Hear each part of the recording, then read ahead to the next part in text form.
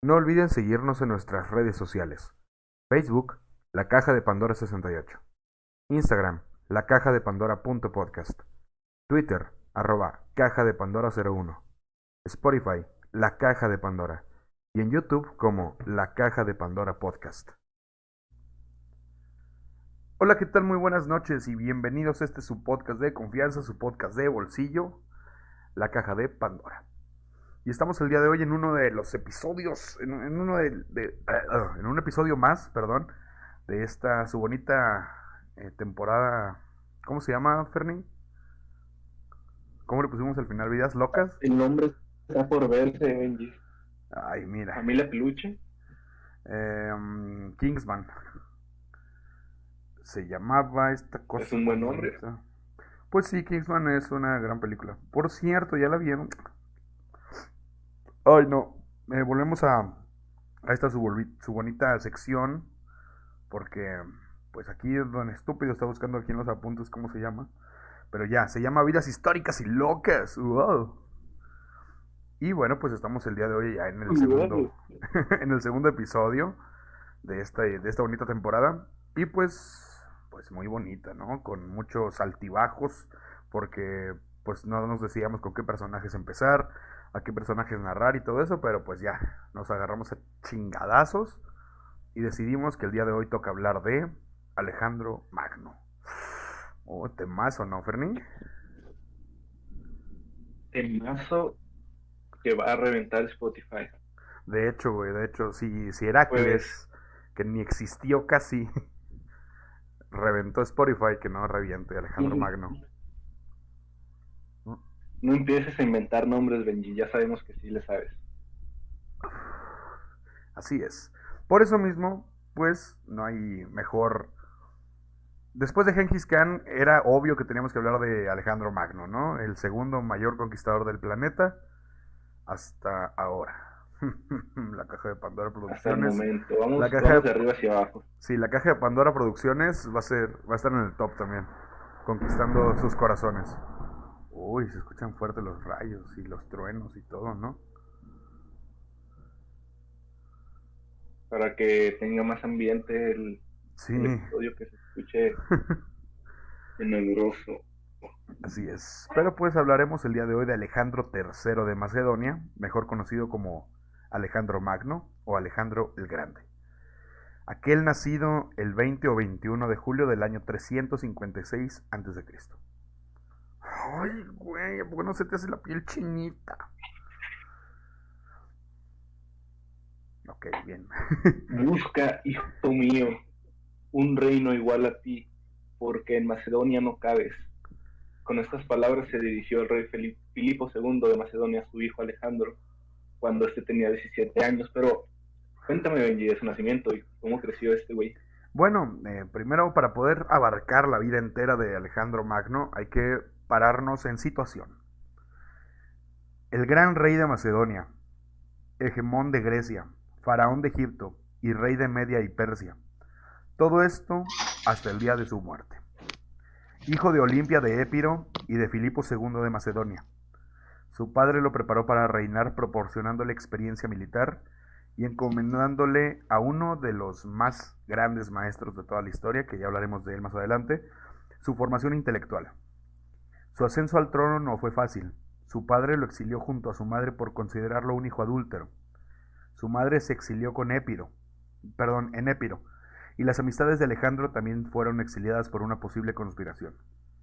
A pesar de todo esto, Filipo muere asesinado y Alejandro se hace con el poder eliminando adversarios que pudiesen reclamar el trono. Me parece que en no voy a mencionar a todos los nombres, pero hay una niña, hermana de Alejandro, llamada Europa, hija de la segunda esposa de Filipo, que también la tiene que matar esta Olimpia. Bastante, eran otros tiempos, era otro México, sin duda alguna. Alejandro Magno dedicó los primeros años de su reinado a imponer su autoridad sobre los pueblos sometidos a Macedonia, que habían aprovechado la muerte de Filipo para rebelarse. Como hegemón de toda Grecia, en concepto de sucesor de su padre, continuó el plan que habían aprobado las polis griegas, conquistar el vasto imperio de Persia. para así vengar todos los daños que les habían causado a los griegos durante siglos, incluyendo la recuperación de todas las ciudades costeras de Asia Menor e islas del mar Egeo. Preparó un ejército de aliados griegos, mayormente macedonios, y en el año 334 a.C. se lanzó con un pequeño ejército de apenas 40.000 hombres contra el poderoso imperio persa. Una guerra de venganza de los griegos bajo el liderazgo de Macedonia. En su reinado de 13 años cambió por completo la estructura política y cultural de la zona, al conquistar el imperio aqueménida y dar inicio a una época de extraordinario intercambio cultural en la que los griegos se expandieron por los ámbitos mediterráneo y próximo oriental, es el llamado periodo helenístico. Tanto es así que sus hazañas lo han convertido en un mito y en algunos momentos en casi una figura divina, posiblemente por la profunda religiosidad que manifestó a lo largo de su vida. Entonces, pues vamos a narrar la hermosa vida de este jovencillo, ¿no? Como ya lo mencionamos, es hijo de Filipo, bueno, fue hijo de Filipo II, rey de Macedonia, de la dinastía de los Argeadas, y pues también es hijo de Olimpia, hija de Neoptolomeo I de Epiro. Según Plutarco, el día de su nacimiento se tuvo noticia en la capital de tres triunfos: el del general Parmenión frente a los ilirios, la victoria del sitio a una ciudad portuaria por su padre y la victoria del carro del rey en competición, que fueron considerados increíbles augurios en aquel tiempo, aunque quizá fueran meras invenciones posteriores creadas bajo la aureola de grandeza de este personaje. Existen dudas acerca de la paternidad de Filipo, ya que hay otra versión completamente legendaria sobre la concepción de Alejandro. Plutarco refiere que su madre, Olimpia, antes de quedar encinta, soñó que un rayo caía sobre su vientre y que Filipo vio en un sueño que el abdomen de su esposa estaba sellado con el rostro de un león, por lo cual le acusó de adulterio. En tanto, Pseudo-Calístenes narra que la vinculación de Alejandro con el dios Amón y la posterior visita al oráculo está relacionada con su verdadero padre, el faraón egipcio Nectanebo, sí, Nectanebo II, quien huyera a Grecia al ser invadido su país nuevamente por los persas. Según la leyenda, Nectanebo fue recibido en la corte de Filipo como un mago, personificado como el dios Amón. Convenció a Olimpia de engendrar un hijo que pusiera a salvo a las dos naciones, a lo cual ella accedió. Se mantuvo varios años en la corte hasta que murió en una caminata nocturna junto a su hijo. Alejandro, según Calístenes, supo que su verdadero padre era Nectanebo. Esa misma noche, supo que su verdadero padre era Nectanebo esa misma noche, razón por la que, descreyendo de él, lo empujó a un pozo y murió. Esta leyenda se basa en el hecho de que los sacerdotes egipcios del oráculo de Amón en Siwa lo saludaron como hijo de aquel dios, un título que implicaba reconocerlo como faraón. Y bueno, pues creo que tenemos problemas técnicos con Fern en este momento, a menos que ya los haya arreglado. Ya los arreglé, pero más o menos estaba un poco, no sé, la conexión viene y va.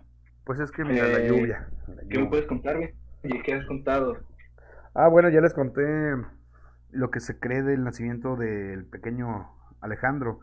Pues hijo de Filipo, se cree que fue hijo también, que es hijo de Nectanebo realmente, que pues en aquel entonces fuese el faraón de Egipto y escapó a Macedonia cuando los persas invadieron Egipto y todas estas cosas que son leyenda y que no tenemos datos concretos porque no existieron estas personas.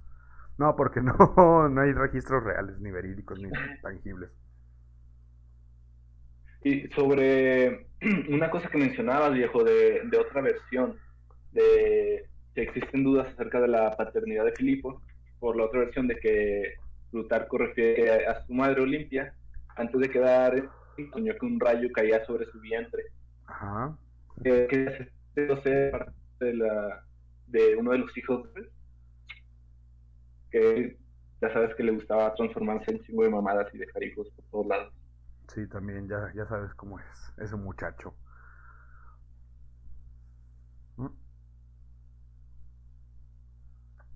Pues no sé, no lo conocí. Pero ahí existe todavía, tontote. Pero, pero bueno, a pesar de todo esto, Filipo lo crió.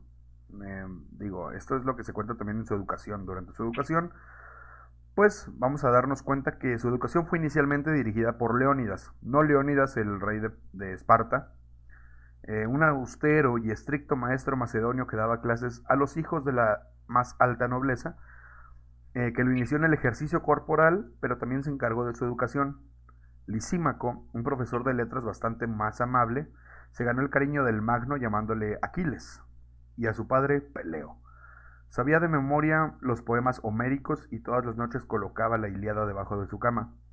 También leyó con avidez a Heródoto y a Píndaro. Se cuentan numerosas anécdotas de su niñez, siendo la más referida aquella que narra Plutarco. Filipo II había comprado un gran caballo al que nadie conseguía montar ni domar. Alejandro, aun siendo un niño, se dio cuenta de que el caballo se asustaba con su propia sombra, y lo montó dirigiendo su vista hacia el sol. Tras domar a Bucéfalo, su caballo, su padre le dijo: búscate otro reino, hijo, pues Macedonia no es lo suficientemente grande para ti. O en otras palabras, como tú lo dijiste al principio, ¿verdad? Claro, claro. Eh, Vete a la verga a conquistar tierras, que aquí sobramos. Sí, aquí los dos Y no cabemos, hermano. Simón, se lo dijo Filipo II de Macedonia, su padre. Este hombre destacó como uno de los grandes mecenas y precursores del arte y cultura griegos. Sí. Y bueno, esto tengo entendido por varias cosas que he llegado, que los macedonios eran así como que medio apartados, ¿no? Tenían muchos prejuicios acerca de ellos Sí, creo que sí, por parte de los griegos. eran vistos como raritos o algo así, creo. Y Simón, y bueno, y su padre quiso que su hijo y heredero tuviera una educación marcada en la tradición griega, por eso mismo de que era un precursor del arte y de la cultura griega. Y le confió su educación a, de su vástago de 13 años al filósofo más grande de la época, que pues era Aristóteles. Alejandro pasó 3 años al lado de una de las mentes más infatigables y de intereses más amplios que jamás haya existido. Resulta muy difícil estar de acuerdo con Bernard Russell cuando considera que la influencia de Aristóteles sobre Alejandro fue nula. Este hombre dice: en conjunto, el contacto de Aristóteles y Alejandro fue estéril, como si hubieran vivido en mundos distintos. Pero parece imposible creer que el pensador más profundo y enciclopédico de la antigüedad, el que estableció las bases del pensamiento europeo, no influyera ni un poco, ni un ápice en su discípulo, No, aunque este fuera el hijo del mismísimo Zeus. Por eso te lo decía, es algo que había checado también no, por y que también tenemos que la tener en otra versión cuenta, de Tabas. a final de cuentas, cualquier estímulo externo a nosotros no deja de ser no deja de prestarse a una interpretación distinta en cada uno de nosotros. Si bien creo Claro. yo que a lo que se pudiese haber referido el autor, que no me parece muy listo de su parte haberlo dicho así, Para nada. fue que a pesar de haber sido un gran maestro, pudo haber llegado a donde llegó Alejandro sin estar bajo la tutela de Aristóteles. Creo que es algo así a lo que se quería referir él. Porque, pues sí, Tal vez, pero sí, pero surgen otras líneas de pensamiento. Por ejemplo, para Manly P. Hall, Aristóteles transmitió a Alejandro los principios básicos de la sabiduría antigua, así es. y a los pies del filósofo, el joven macedonio se dio cuenta de la trascendencia del conocimiento griego. Pues sí, porque Esto recordemos, personificado en el discípulo inmortal de Platón, elevado por su maestro, iluminado al umbral de la esfera filosófica, contempló el mundo de los sabios. uh-huh, Aristóteles consagró su vida a la formación integral del ser humano, a una verdadera educación del espíritu, y durante los 3 años que estuvo con Alejandro intentó cimentar el carácter de este en la ética y en la práctica de las virtudes. Otra vez, esta misma persona, Manly Pihal, escribió: Aristóteles enseñó a su discípulo que si un día no había hecho algo bueno, ese día no había reinado. sí, digo, recordemos que la amplia formación intelectual y científica que le brindó Aristóteles, o en las que acompañó Aristóteles a Alejandro, fueron tales como la filosofía, la lógica, la retórica, la metafísica, la estética, la ética, la política, la biología, la medicina, la música, incluso en ciertas cosas de guerra. O sea, Aristóteles sabemos que no era un maestro de guerra, ¿no? No sabía mucho de la guerra. Sin embargo, sabía mucho de cómo controlar cómo controlar, no, cómo motivar, cómo elevar a las personas, algo así, cómo motivarlas, podríamos llamarlo. Y gracias a esto Sí, también es es que que, se consolida fíjate, este jefe, este líder, como lo fue Alejandro Magno. claro, es que ahí tocas un punto bien importante, güey, porque Aristóteles veía el poder del alma griega en el heroísmo, y eso se lo inculcó a Alejandro, que luchó conduciéndome como si fuese el propio Aquiles. Ya Sí, lo mencionaste. sí, de hecho. La Iliada era su libro favorito, sabía los versos homéricos de memoria, y pues cuentan que bajo su almohada dormía con una daga y una copia de la Iliada. Ajá.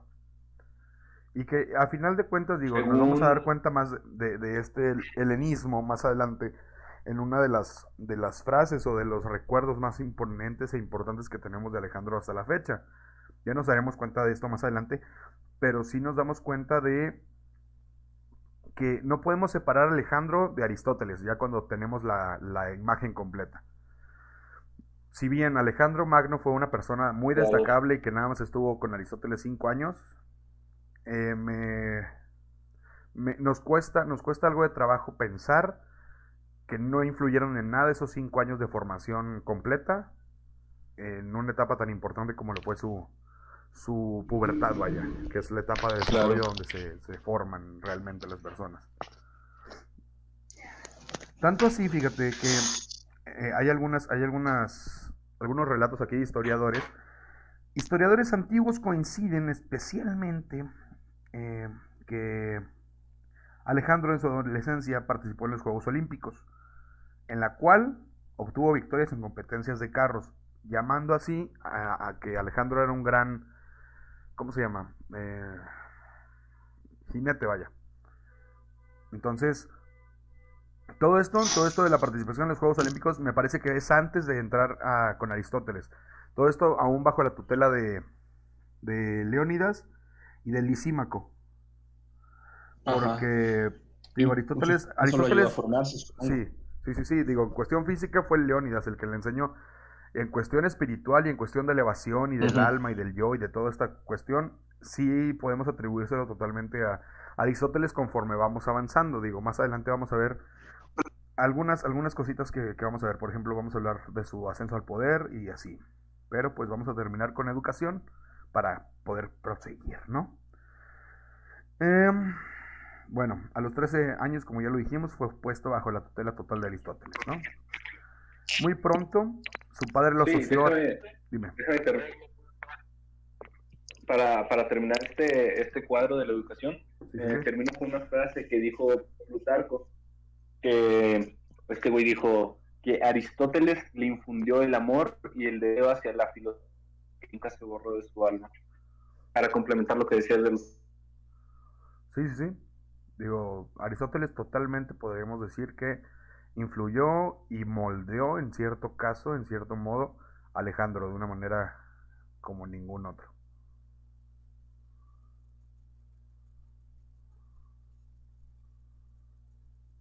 Hmm. Hubo aquí una falla técnica, Ferni. ¿Me escuchas? Te escucho, te escucho. Posiblemente se pueda recuperar esto en la edición.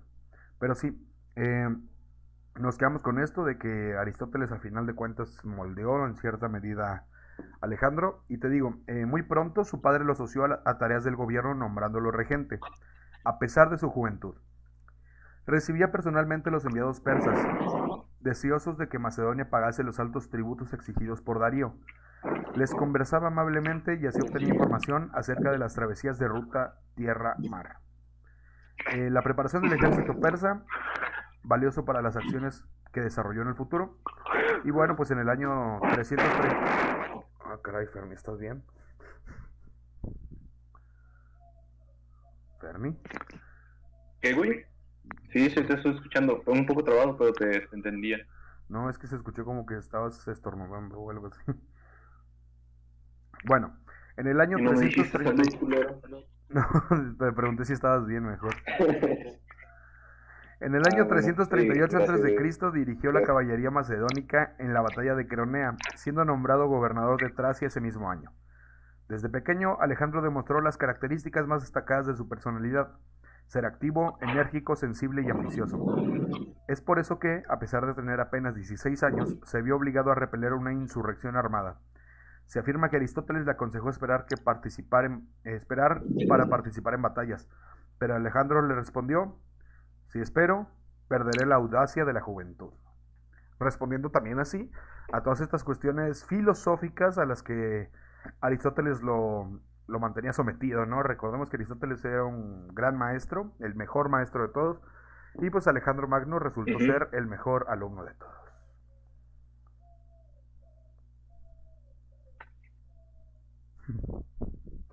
Pero pues bueno, así llegamos al final de esta primera parte de la vida de Alejandro Magno.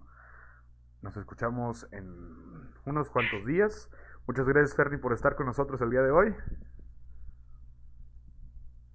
Gracias, Benji. Y nada, pues recuerden que el hombre que no conoce su historia está condenado a repetirla. ¡Vámonos! No olviden seguirnos en nuestras redes sociales. Facebook, La Caja de Pandora 68.